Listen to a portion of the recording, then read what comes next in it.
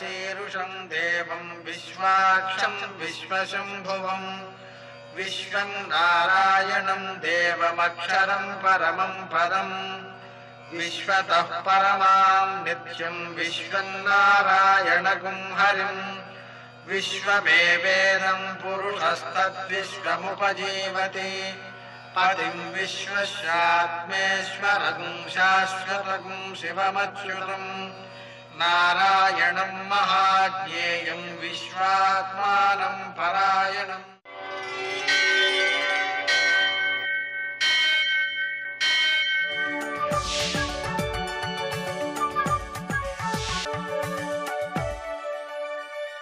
सूर्यशौर्यमथेन्दुरिन्द्रपदवी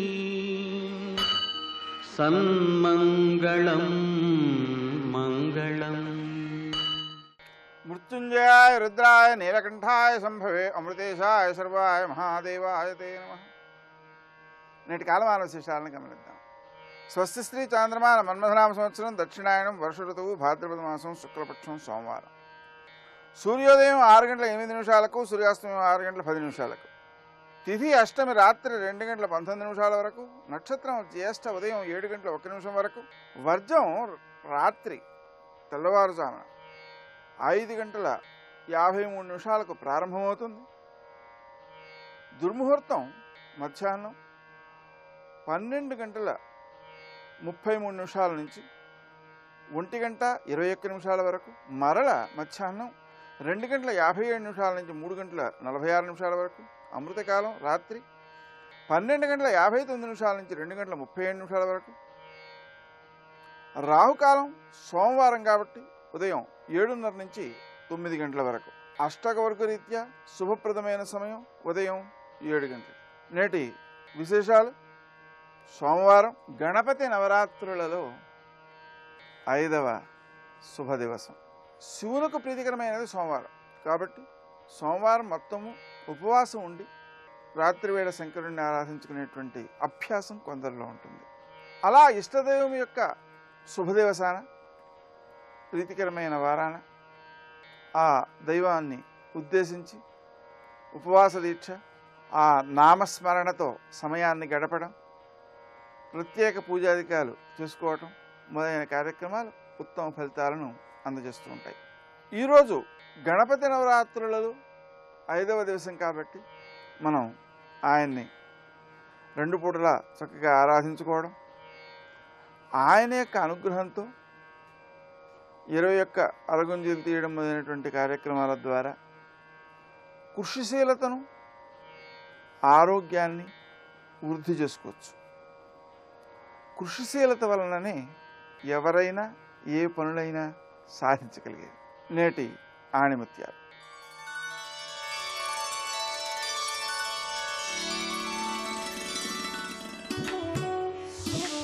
భక్తికి యోగ్యత అవసరం లేదు, మనసుంటే చాలు.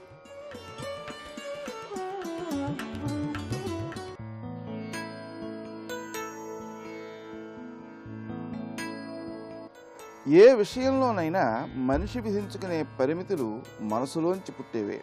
వాటిని దాటితే మితిలేని ఆత్మతత్వపు తీరాన్ని చేరడం సాధ్యమవుతుంది.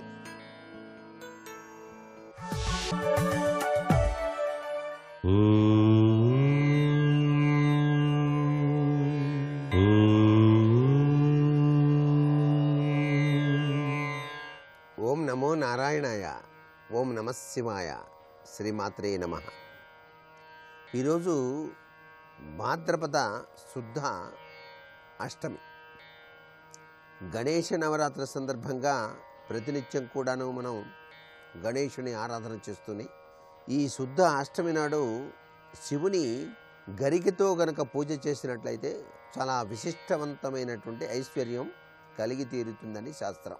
ఈ రోజున కేదార వ్రతాన్ని కూడాను ఆచరించేటువంటి వారు ఉన్నారు. ఈ తిథిలో గనక జ్యేష్ఠ నక్షత్రం గనక కలిసినట్లయితే జ్యేష్ఠాష్టమి అని చెప్పేసి కూడా అనబడుతుంది. ఇంత విశిష్టవంతమైనటువంటి మంగళకరమైనటువంటి ఈ సుదినాన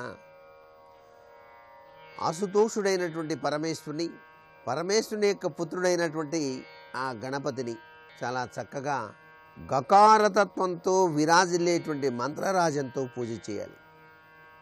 అంటే ఓం గం గణపతయే నమః అని చెప్పేసి. ఓంకారమేమో పరమేశ్వరుడికి సంబంధించింది, గకారమేమో గణపతికి సంబంధించింది. ఈ గణేష నవరాత్రుల్లో వస్తూ ఉన్నటువంటి ఈ ముఖ్యమైనటువంటి తిథుల రీత్యా సంభవించేటువంటి విశిష్ట తత్వాన్ని మనం అర్థం చేసుకొని ఆ విధంగా ఆ రీతిలో కనుక ధ్యానం చేసినట్లయితే సర్వాభీష్టాల్ని కూడాను సిద్ధింపచేస్తాడు స్థితిపతి, నిధిపతి, ప్రియపతి అయినటువంటి గణేశుడు. ఎందుచేతనంటే ఆయన ఆదిమూర్తి కదండి. ఆయన యొక్క ప్రభావమే ఈ సృష్టి అంతా కూడాను అని చెప్పేసి. ఈ సృష్టి అంతా జలమయమైపోయినప్పుడు ఓంకారతత్వం నుంచి ఆయన గజముఖుడుగా ఆవిర్భవించి సృష్టి స్థితి లయతత్వాలతో విరాజిల్లేటువంటి ప్రపంచాన్ని ఏర్పరిచాడు అని ఇది గణేశ పురాణం మనకు తెలియజేస్తున్నటువంటి కథ. దాని రీత్యా ఆదిమూర్తి గణపతిగా ఆరాధన చేస్తూనే ఆ తిథుల్లో దాగినటువంటి విశిష్టవంతమైనటువంటి ప్రభావాన్ని తీసుకొని ఆ యొక్క తత్వచింతన రీత్యా గనక ఆరాధన చేసినట్లయితే సర్వే సర్వత్రా కూడాను శుభదాయకవంతమైన ప్రభావంతో జీవితాన్ని గడపడానికి ఆస్కారం ఎంతగానో ఉంటుంది కదా. మరి సర్వే జనా సుఖినో భవంతు.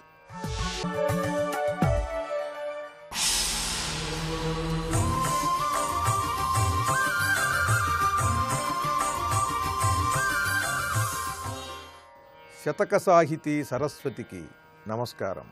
ఈ రోజు నుండి భక్తి తత్పరులు, పద్యకళారాధకులు శ్రీ సూర్యదేవర రవికుమార్ గారు రచించిన కాణిపాక వినాయక శతకంలోని కొన్ని పద్యాలను గురించి తెలుసుకుందాం. శ్రీ సూర్యదేవర రవికుమార్ గారు ప్రస్తుతం గుంటూరులో నివాసం ఉంటున్నారు. ఈయన కాణిపాకంలో ఉద్యోగరీత్యా నివసించినప్పుడు ఒక 30-35 సంవత్సరాల క్రిందట ఈ శతకాన్ని రచించారు. దీనితో పాటుగా విఘ్నేశ్వర చరిత్రం అనేటువంటి గ్రంథాన్ని వ్రాశారు. మహిషమర్దిని అనే శతకాన్ని మధ్యాక్కర ఛందస్సులో రచించారు. చాలా సరళంగా సుబోధకంగా ఉంటూ ఆ వినాయక స్వామి లీలలను, కాణిపాక క్షేత్ర మాహాత్మ్యాన్ని తెలియజేస్తూ ఉంటాయి. చాలా సరళంగా ఈ పద్యాలు. శ్రీమదమర గణార్చిత సేవ వదలి అల్ల కైలాసగిరి వీడి అవని కాణిపాక సుక్షేత్రవాసియై ప్రజలగాచు కాణిపాక వినాయకు కరముగొలుతూ పార్వతీ పరమేశ్వర ప్రతినిధిగను ప్రణవపీఠినధిష్ఠించు పరమ పురుష మస్తకము వంచి నీకు నమస్కరింతు కాణిపాక వినాయక జ్ఞానమూర్తి. ఓ కాణిపాక విఘ్నేశ్వర స్వామి, ఓ జ్ఞానస్వరూప, శ్రీమదమర గణార్చిత సేవ వదలి అల్ల కైలాసగిరి వీడి అవని కాణిపాక సుక్షేత్రవాసియై ప్రజల కాచు కాణిపాక వినాయక కరముగొలుతూ. ఈ కాణిపాక క్షేత్రానికి ఈ వినాయకుడు రావాలంటే ఎన్ని వదులుకుని వచ్చాడు ఆయన ఇక్కడ ఉన్న భక్తుల కోసం. అల్ల కైలాసగిరి వీడి, ఆ కైలాసంలో దేవతలు, ఋషులు అందరూ కూడా ఈయన్ని భక్తితో గౌరవిస్తారు. ఆ ఋషిగణముల, దేవగణముల యొక్క ఆ గౌరవాన్ని, సత్కారాలను కూడా కాదనుకుని ఈ మానవులను ఉద్ధరించటం కోసం, వీరి కోసం కైలాస పర్వతం దిగి ఆ దేవగణముల యొక్క సేవలన్నింటినీ వదులుకుని ఇక్కడికి వచ్చాడు ఈ ప్రజల్ని రక్షించటం కోసం. పార్వతీ పరమేశ్వర ప్రతినిధిగను ప్రణవపీఠినధిష్ఠించు పరమ పురుష మస్తకము వంచి నీకు నమస్కరింతు. పార్వతీ పరమేశ్వరులకు ప్రతినిధిగా ఓంకార పీఠాన్ని అధిరోహించి సకల లోక వాసులకు కూడా వారు చేసే పనులకు విఘ్నములు రాకుండా అనుగ్రహించేటువంటి ఓ కాణిపాక విఘ్నేశ్వర స్వామి, నీకు శిరస్సు వంచి నమస్కరిస్తున్నాను, నన్ను అనుగ్రహించు అంటూ సరళమైన భాషతో శైలితో హృదయాన్ని ఆ విఘ్నేశ్వరునకు సమర్పిస్తూ చక్కని పద్యరచన చేసి మంచి శతకాన్ని మనకు అందించిన శ్రీ సూర్యదేవర రవికుమార్ గారి కాణిపాక వినాయక శతకంలోని మరికొన్ని పద్యాలను గురించి రేపు ఉదయం తెలుసుకుందాం. ఓం శ్రీ కాణిపాక వినాయకాయ నమః. వందే సిద్ధి వినాయకం వందే బుద్ధిప్రదాయకం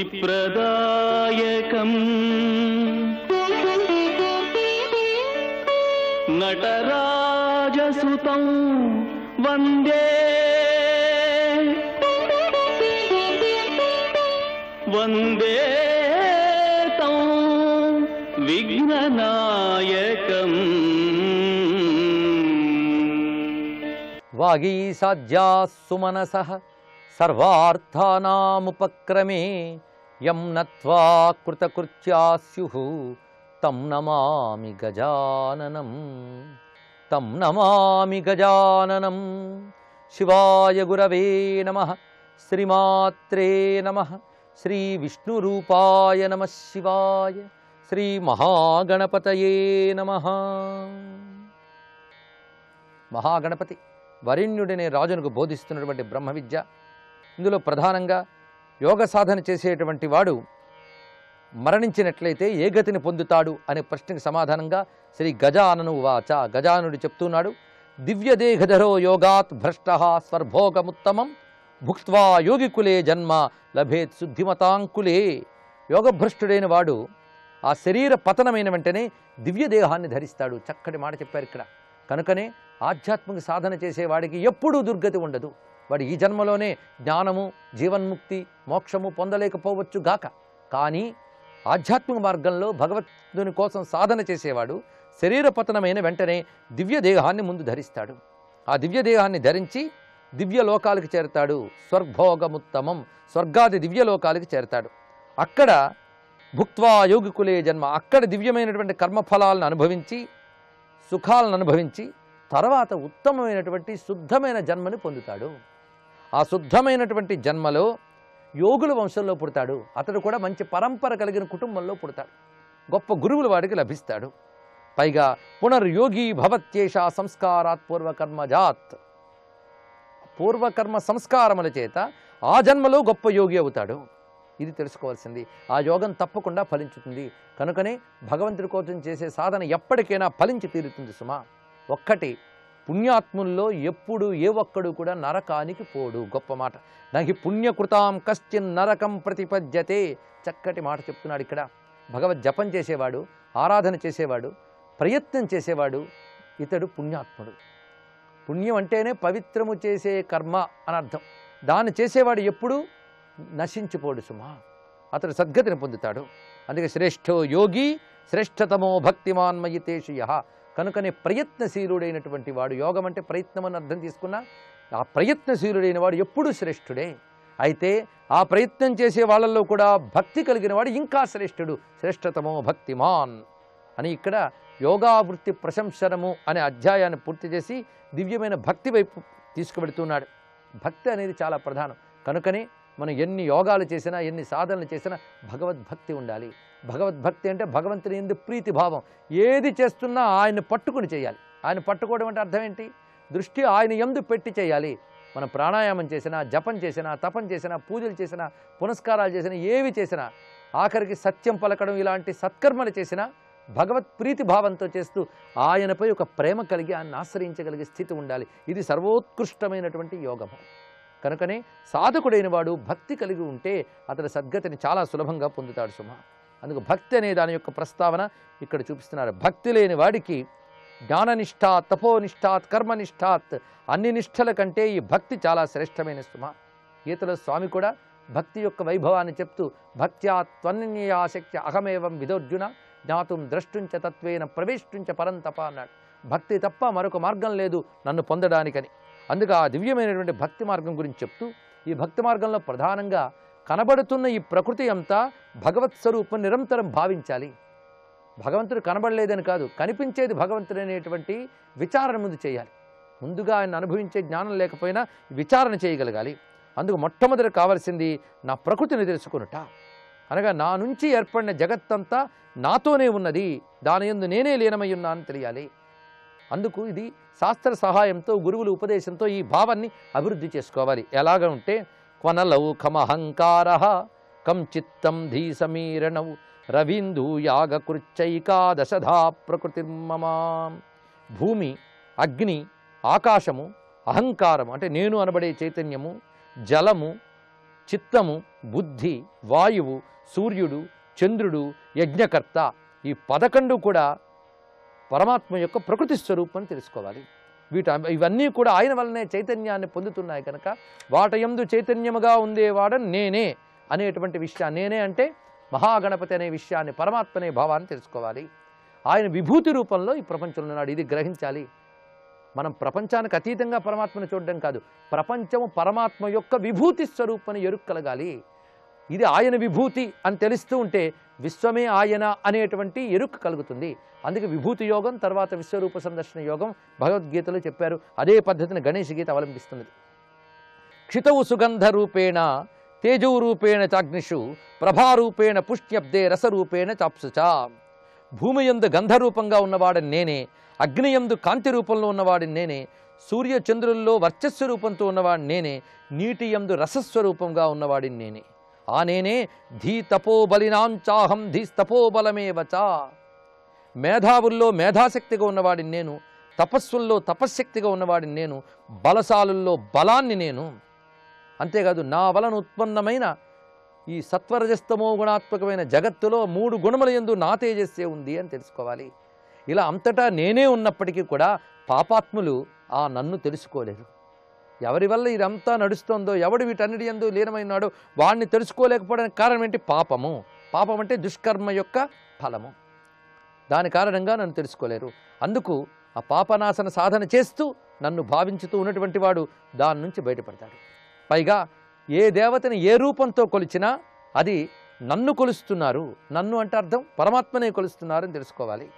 యం యం దేవం స్మరన్ భక్త్యా, అంతేకాదు ఆ దేవతని భక్తితో భావన చేస్తూ ఈ శరీరాన్ని ఎవడు విడిచిపెడుతున్నాడో వాడు ఆ దేవతాభావాన్ని పొందగలుగుతున్నాడు సుమా. అందుకే భక్తి అనేది చాలా ముఖ్యం. ఎప్పుడూ నన్ను విడవకుండా పట్టుకున్నవాడు ప్రతి విచారంలో కనిపించే ప్రతి దానిలో నన్నే భావించగలడు. అటువంటి వాణ్ణే అనన్య శరణాగతులు అంటారు. అదే అనన్య భక్తి అంటే. అనన్య శరణో యోమాం భక్త్యా భజతి భూమిప యోగక్షేమోచ తస్యాహం సర్వదా ప్రతిపాదయే. నేను తప్ప మరో గతి లేదని, నేను తప్ప అన్యము లేదని ఎవడు నన్ను భజిస్తూ ఉన్నాడో, ఆశ్రయిస్తున్నాడో అతడికి యోగము క్షేమము నేనే కలిగిస్తూ కాపాడుతాను సుమా అని అభయాన్ని ఇక్కడ స్వామి అందిస్తున్నాడు. ఇది ఉపదేశవచనం కంటే అభయవచనం అని చెప్పాలి. యోగము క్షేమము చాలా చక్కటి మాట. యోగక్షేమం వహామ్యహం అని పరమాత్మ కృష్ణ రూపంలో అక్కడ చెప్పాడు, ఆ పరమాత్మ గణపతి రూపంలో ఇక్కడ చెప్తున్నాడు. యోగక్షేమాలు నేను కలిగిస్తానంటున్నాడు ఇక్కడ. ఏమిటి ఇందులో అర్థము? యోగము అంటే అప్పటి వరకు లేని దొరకడం యోగం, ఆ దొరికింది పదిలంగా ఉండడం క్షేమం, అది నేను ఇస్తానన్నాడు. ఇక్కడ యోగము అన్నప్పుడు మొదటి నుంచి జాగ్రత్తగా వింటే మనకు అర్థమవుతున్నది. ఏ ఉపాయంతో పరమాత్మని చేరతామో ఆ ఉపాయం మనకి ఇప్పుడు లభించడం ఒక పెద్ద యోగం. ఇది తెలుసుకోవాలి. సృష్టిలో ఎందరో జీవులు ఉన్నారు, కానీ ఎంతమంది ప్రయత్నిస్తున్నారు భగవంతుని చేరుకోవాలని. మనుష్యానాం సహస్రేషు కశ్చిద్యతతి సిద్ధయ్య అన్నాడు కృష్ణ పరమాత్మ. ఇంతమందిలో భగవంతుని చేరాలని ప్రయత్నించే వాళ్ళు ఎవరు? నిజాయితీగా కొబ్బరికాయలు కొట్టేవాళ్ళు, కోరికలు తీర్చుకోవడం కోసం దండం పెట్టేవాళ్ళని వదిలేద్దాం. భగవంతుడే కావాలని పరమాత్మ జ్ఞానం కోసమని తప్పించే యోగులు ఎంతమంది? వాళ్ళు ఏ కొద్ది మందో. ఆ యోగము భగవంతుడి కృప వల్ల వస్తుంది, అది చెప్తున్నాడు ఇక్కడ. ఆ ఉపాయం లభిస్తుంది. ఆ లభించిన ఉపాయము క్షేమాన్ని కలిగిస్తుంది. ఎప్పుడు? నా అనుగ్రహం ఉంటే. నా అనుగ్రహం ఎప్పుడు ఉంటుంది? నన్నే శరణు వేడినటువంటి వారికి ఆ యోగము లభిస్తుంది, ఆ క్షేమం లభిస్తుంది. పైగా ఏ యోగమైతే ముందు ప్రస్తావన చేశాడో వరేణ్యుడు, ఆ యోగం ఇటువంటి సాధకుడికి లభిస్తుంది, అది క్షేమంగా నేను ఉంచుతాను అని అభయాన్ని చెప్పాడు. ఈ భక్తి బలపడ్డానికి ఒక ముఖ్యమైన ఉపాయము ఉపాసన. ఉపాసన యోగాన్ని ఇక్కడ అత్యద్భుతంగా వివరిస్తున్నాడు. ఉపాసన అనేది 3 రకాలుగా జరుగుతుంది. అది కాయిక, వాచిక, మానసిక 3 ఉండాలి. కాయిక అంటే పూజాదులతో చేయడం, వాచిక అంటే జపము, స్తోత్రము ఇత్యాదులు వాచికము, ఇక మానసికము అంటే ధ్యానము, స్మరణ ఇత్యాదులు మానసికం. ఈ మూడు మనిషికి ఉంటాయి కనుక మూడింటితో ఉపాసన చేయాలి. అందుకని మనస్సులో ఉంటే చాలని కాదు, శరీరం ఉన్నంతకాలం శరీరంతో కూడా చేయాలి. అంతేకాదు శరీర స్పృహ ఉన్నంతకాలం ఇది వేడి ఇది చలువ అని మనం భావిస్తున్నంత కాలం కూడా శారీరకమైన ఉపాసనలు కూడా చేయాలి. అలా చేస్తేనే ఈ మూడింటి పాపము క్షయించి ఈ మూడింటితో చేసే కర్మలు ఈశ్వరార్పణం చేసి తరించగలరు సుమా అని వివరిస్తూ ఇక్కడ ఏ విధంగా ఉపాసన చేయాలో వివరిస్తున్నారు. ఆ ప్రధానమైన ఉపాసన నియమములు ఇక్కడ మనం గ్రహించవచ్చు. ఉపాసన అన్నప్పుడు అనుష్ఠానం అని కూడా ఉన్నది.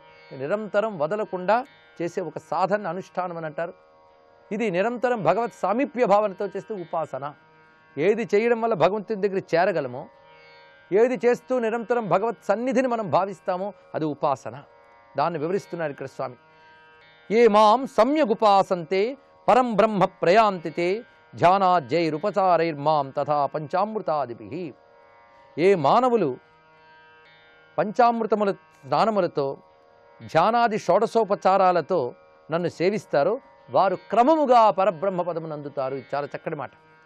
ఇక్కడ పరంబ్రహ్మ ప్రయాంతితే అన్నాడు, పరబ్రహ్మను పొందుతాడు అని చెప్పాడు స్వామి. కానీ ఎలాగో క్రమముగా అని మనం ఇతర శాస్త్రముల సహాయంతో చెప్పుకోవాలి ఇక్కడ. అంతేగాని ఇవాళ పూజ చేయగానే రేపు మోక్షమని కాదు ఇక్కడ అర్థం. ఇది క్రమంగా మనల్ని తీసుకువెడుతుంది. చిత్తశుద్ధికి హేతువై, అది క్రమంగా జ్ఞానానికి హేతువై, అది మోక్షాన్ని ఇస్తుంది క్రమముగా. అందుకు ఇక్కడ ఉపచారములు ప్రస్తావన చేస్తున్నారు.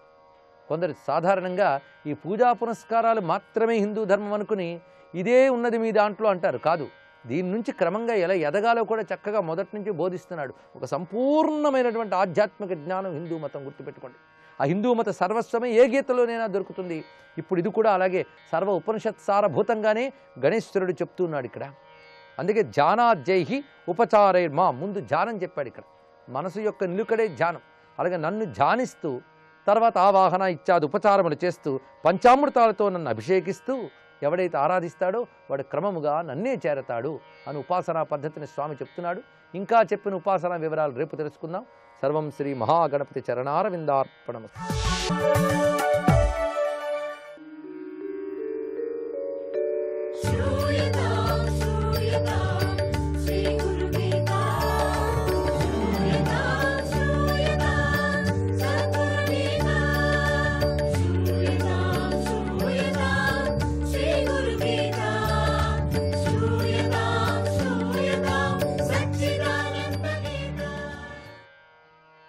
జయ గురుదత్త. మనం అనుకున్నాం కదా, అగ్ని అవమానంతో వెనుదిరిగి ఆ యక్షుడి గురించి తాను తెలుసుకోలేకపోయానని దేవతలకు చెప్పాడయ్యా ఏంటి అట్లా ఉంది, ఒక గడ్డి పూజ విసిరాడు, దాన్ని నేనేమి కాల్చలేకపోయాను అన్నాడు.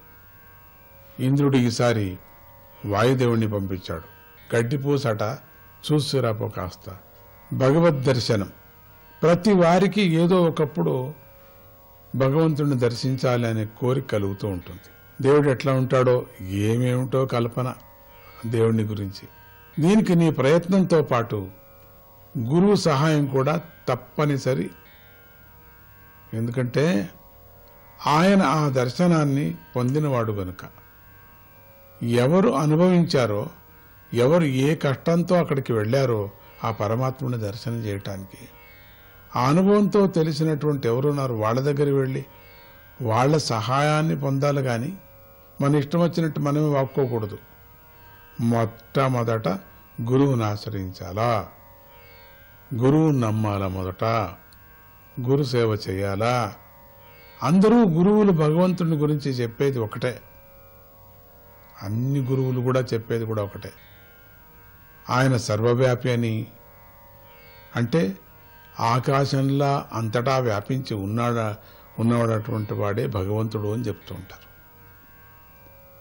ఏదో భగవంతుడిని చూడాలా మనం అనుకుంటే మన గురువుగారు అంతటా ఉన్నవాడు వాడే అని అంటే మనకేం అర్థం కావటం లేదు. మనకు సందేహం కూడా కలుగుతుంది, మనకు అనుమానం వస్తుంది, నమ్మకం కూడా పోతుంది కదా. అంతటా వ్యాపించిన వాడైతే మరి మళ్ళీ మనకెందుకు కనపడలేదు అనేది అనుమానం వస్తుంది. మాటిమాటికి మా గురువుగారు అంతటా వ్యాపించినవాడు పరమాత్ముడు, ఓమని సెన్స్ ఆవుని ప్రజెన్స్ అని చెప్తూనే ఉంటారు. అగ్నిలో ఉన్నాను, నీళ్లలో ఉన్నాను, భూమిగా ఉన్నాను, ఆకాశం అంతటా నేనే ఉన్నాను అంతా అంతా నువ్వే, పరమాత్ముడే, అంతా పరమాత్ముడే ఉన్నాడు అని గురువుగారు ఎప్పుడు చెప్తుంటే మనకు ఆ నమ్మకమే పుట్టడం లేదు గురువుగారి యొక్క మాటల్లో. అయితే అంతటా తానే వ్యాపించిన వాడైతే మనకు కనపడాలి కదా. మనకెందుకు కనపడడు? ఏది ఫిజికల్ రూపంతో కనపడాలా? ఆయన కనపడేటట్టయితే వాయువు ఎంతుంది, ఎంత విశాలమే, ఆ వాయువు గాత్రంతోనే కనపడతాడు నీకు. నువ్వెక్కడ ఉంటావైతే? నువ్వు వాళ్ళలో ఉన్నావు కదా. కొంచెం అర్థం చేసుకోవాలా గురువుగారి యొక్క మాటల్లో. నీళ్లు నీళ్లుగానే ఉన్నాడు అంటాడు. ఆ నీరంతా చేరి సముద్రం అంతా చేరితే ఏమవుతుందో అంతా అది పరమాత్ముడు. అది అట్లా అది ఆయన ఉండే తత్వమే అటువంటిది. పంచభూతాల్లో ఆయన రూపమే అటువంటిది. ఆయనే పరమాత్ముడు. పరమాత్ముడు ఏ రూపంతో ఉన్నాడు? నీళ్ల రూపంతో ఉన్నాడు. ఆకాశం అంతటా వ్యాపించి ఉన్నాడు. అగ్ని రూపంతో ఉన్నాడు. నీలాగా ఏదో చేతులు కాళ్ళు అట్లా పెట్టుకొని కిరీటం పెట్టుకొని సినిమాల్లో నిల్చుంటాడు పరమాత్ముడు. మేము అదనుకున్నావేమో. దేవుడు అంటే ఎట్లా ఉంటాడంటే ఏదో మంచి వాహనం వేసుకొని వచ్చి అక్కడి నుంచి దిగుతాడు, నవిలి పింఛన్ నుంచి దిగుతాడు, నవిలి వాహనం నుంచి దిగుతాడు, గరుడ వాహనం నుంచి దిగుతాడు, కాకి వాహనం నుంచి దిగుతాడు అనుకున్నావా నువ్వు? అట్లా కూడా ఉండగలడు. కానీ నీకు అంతటా సర్వవ్యాపి అయినటువంటి పరమాత్ముని ఎప్పుడు చూస్తున్నావో అది నీకు లెక్కలేదు. అంతటా వ్యాపించిన వాడైతే మరి మనకెందుకు కనపడటం లేదు అని వాగ్వాదన చేస్తున్నావు గురువు దగ్గర. ఇక్కడ 3 అంశాలు జాగ్రత్తగా గమనించాలి మనం.